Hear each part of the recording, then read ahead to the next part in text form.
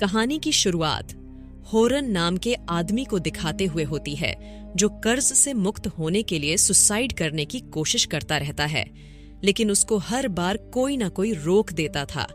दरअसल इसने 6 मिलियन की एक्सीडेंटल लाइफ इंश्योरेंस पॉलिसी ली होती है, ताकि जब एक्सीडेंट से इसकी मृत्यु हो जाए तो वो पैसा इसके भाई को मिल जाए, जिससे वो कर्ज को खत्म कर सके।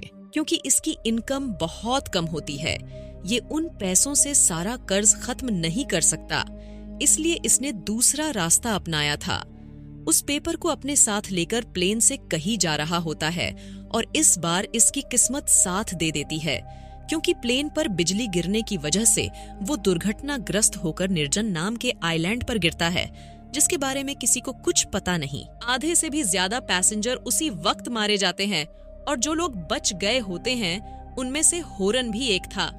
इनमें से किसी को इस आइलैंड के बारे में कुछ भी पता नहीं होता कि यहाँ पर इनको खतरा है या नहीं, और इस वक्त सबसे ज्यादा जरूरी था कि ये प्लेन के अगले हिस्से को ढूंढकर रेडियो ट्रांसमीटर से मदद बुलाए, जो इनके लोकेशन से तकरीबन 2 दिन की दूरी पर गिरा था और किसी के मोबाइल में सिग्नल नहीं होता है कि ये मदद बुला सके।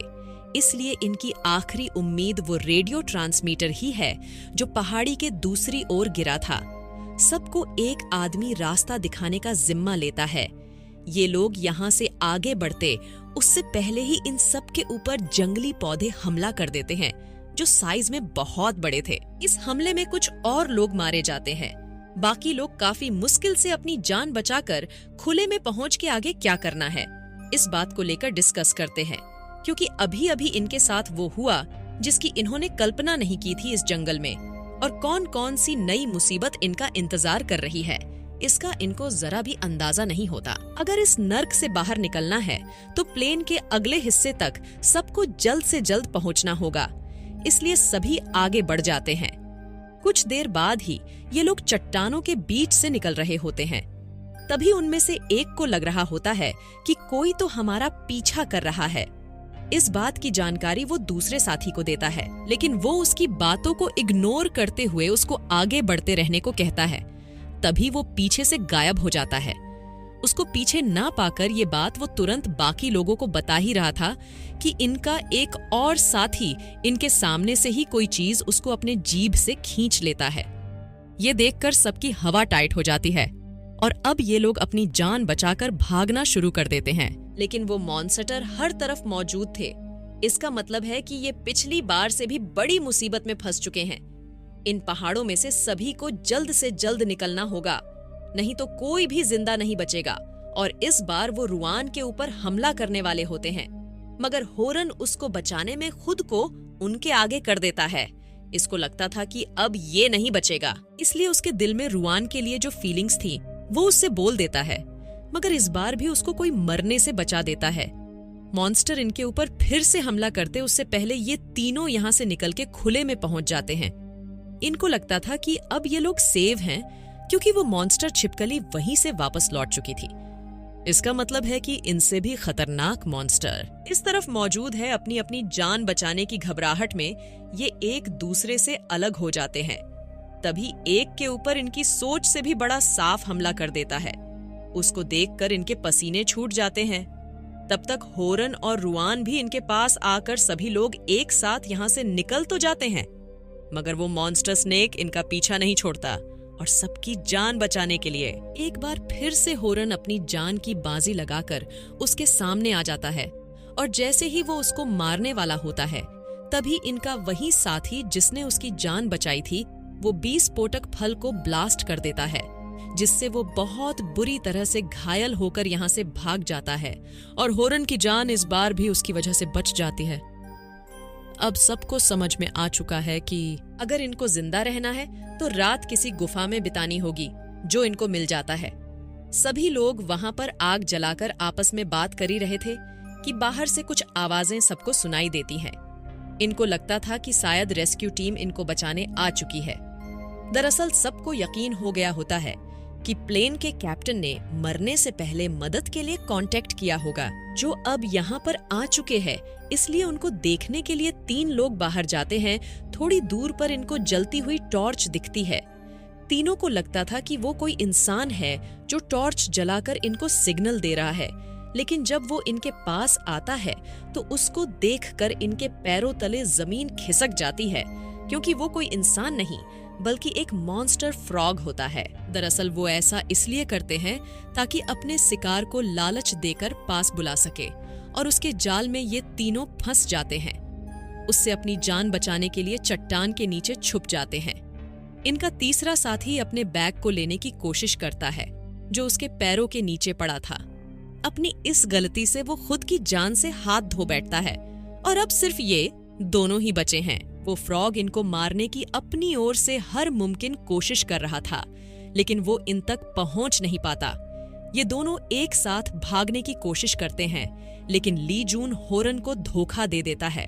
उसको भगाकर वो खुद नहीं भागता है, इसलिए अब वो मॉन्स्टर होरन के ऊपर हमला कर देता है, लेकिन उससे पहले ही उसको दूसरा मॉन्स्टर हवा में ही पकड़कर निकल जाता है। इस बार भी इसकी जान बच जाती है। ली जून यहाँ से भागकर बाकी लोगों के पास पहुंचकर उनसे बताता है कि वो लोग मारे गए, लेकिन कुछ देर में होरन भी उनके पास पहुंच जाता है और अब सिर्फ गिनती के ही लोग बचे होते हैं। अगली सुबह ये अपने सफर को शुरू कर देते हैं। रास्ते में इनको सांप की बहुत बड़ी खाल मिलती है। अब तक इन्होंने जो सांप देखी होती है, ये खाल साइज में उन सब से डबल थी। इनकी आहट उसको लग जाती है कि यहाँ पर कोई है, इसलिए वो इनके ऊपर हमला कर देता है, लेकिन ये लोग उससे बचकर एक गुफा में पहुंच जाते हैं, लेकिन वो इनके पीछे लगा हुआ था। यहाँ पर काफी ज्यादा फिसलन होने की वजह से इनका एक साथी फिसलकर नीचे जाने लगता है, मगर ली जून उसको पकड़ लेता है, जिससे वो भी नीचे जाने लगता है। उन दोनों को बचाने के लिए होरन ली को पकड़ लेता है और उस मॉन्स्टर स्नेक को अपनी ओर आता देखकर वो आदमी अपना हाथ छुड़ाकर खुद को उसके हवाले कर देता है ताकि इनकी जान बच जाए, और होता भी बिल्कुल ऐसा ही है। ये लोग यहाँ से निकलकर प्लेन के अगले हिस्से तक पहुँच जाते हैं। वहाँ पर इनको एक पायलट की डेड बॉडी मिलती है जो मर चुका था। होरन को वो रेडियो ट्रांसमीटर दिख जाता है। नीचे जाकर वो उसको लेकर जैसे ही ऊपर आने के लिए इनकी ओर घूम कर देखता है तो वही स्नेक जिसको इन्होंने विस्फोटक फल से जख्मी किया था, वो फिर से इनके पास आ चुका है, जो पहले से और भी ज्यादा आक्रामक होकर होरन के ऊपर हमला करता है। होरन को बचाने के लिए रुआन उसके ऊपर कुल्हाड़ी से हमला करती है। एक से इनको अपनी जान बचाना मुश्किल था कि दो और आ जाते हैं। वो तीनों मिलकर इन दोनों के ऊपर साथ में हमला करते हैं। तभी उनका ध्यान ली अपनी ओर खींच लेता है। दरअसल उसका प्लान था कि वो जैसे ही उसको मारने के लिए प्लेन पर हमला करेंगे तो तुरंत प्लेन के इंजन को स्टार्ट कर देंगे। उसके प्रेशर से वो उसमें खींचकर मारे जाएंगे, और होता भी बिल्कुल ऐसा ही है। ये उन तीनों मॉन्स्टर को मार देते हैं, लेकिन उससे पहले ही वो इनके दो और साथी को प्लेन में ही खत्म कर चुके थे। मरने से पहले एयर होस्टेस ने इंजन स्टार्ट कर दिया था, जिससे वो भी मारे जाते हैं। अब सिर्फ ली जून होरन के साथ रुआन बची थी। तभी इनके सामने फिर से वो बड़ा वाला मॉन्स्टर इस बार ली को निगल जाता है, और ये दोनों अपनी जान बचाने के लिए प्लेन में चले जाते हैं, मगर वो पूरे प्लेन को जकड़कर सिकोड़ना शुरू कर देता है। क्योंकि इन लोगों ने मिलकर उसके बच्चों को मारा था, इसलिए अब वो भी इनको जिंदा नहीं छोड़ेगी। उसके प्रेशर से इंजन में से ऑयल लीक करने लगता है। होरन समझ जाता है कि वो इनको चींटी की तरह इसी प्लेन में मसल देगी, इसीलिए वो रुआन को लेकर उसकी गुफा में चला जाता है, और वो मॉन्स्टर भी इनके पीछे उसी गुफा में पहुंच जाता है। होरन देखता है कि उसकी बॉडी में ऑयल अभी भी लगा हुआ है, इसलिए वो अपने गले की लॉकेट की मदद से उसके बॉडी पर आग लगा देता है। दरअसल लॉकेट से आग लगाने का तरीका इसको उस आदमी ने बताया था जो गुफा में मारा गया था। उसी के तरीके का यूज करके इसने भी उस मॉन्स्टर स्नेक को आग लगाने की कोशिश करता है, जिसमें ये सफल हो जाता है और उसकी दर्दनाक मौत हो जाती है, और उससे उठने वाले धुएं को देखकर रेस्क्यू टीम भी इनको बचा लेती है। इसी के साथ ये कहानी यहीं पर खत्म हो जाती है।